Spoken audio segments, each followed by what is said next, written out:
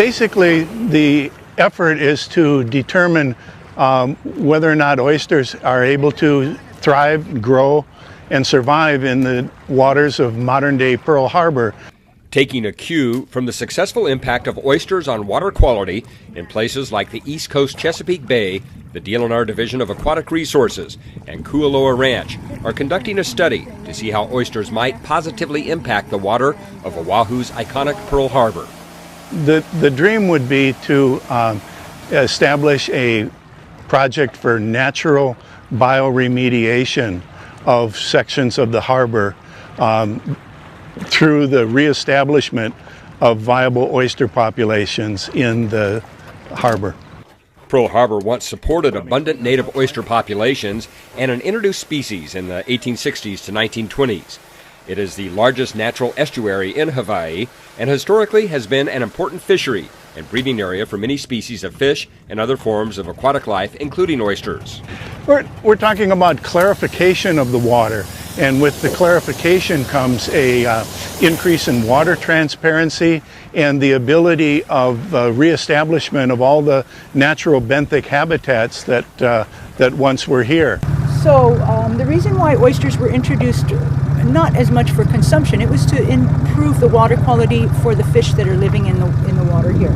So 10 years ago, 12 years ago, before that, we would have large floating mats of macroalgae growing here, and also very, very thick microalgae. And unfortunately, in the middle of the night when there's no sunlight, this is when the algae goes and consumes oxygen from the water. So it would make it unhealthy, low dissolved oxygen for the fish that were in here.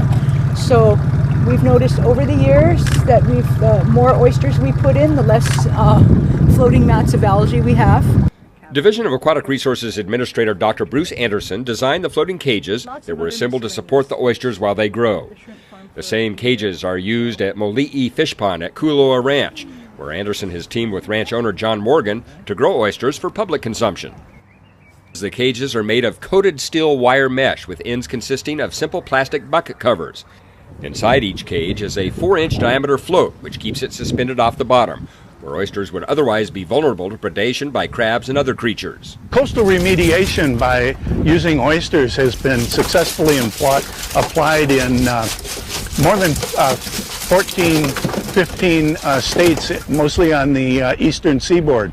And basically it's been a combination of community organizations, activities with NOAA, and with military activities in the eastern seaboard.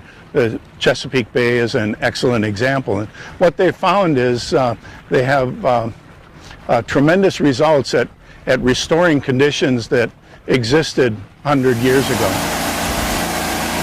We're looking at their survival in modern-day Pearl Harbor. We say, well, what is that from the standpoint of nutrients, of water clarity, of physical chemical parameters, bacteriological parameters, PCBs and metals and things like that.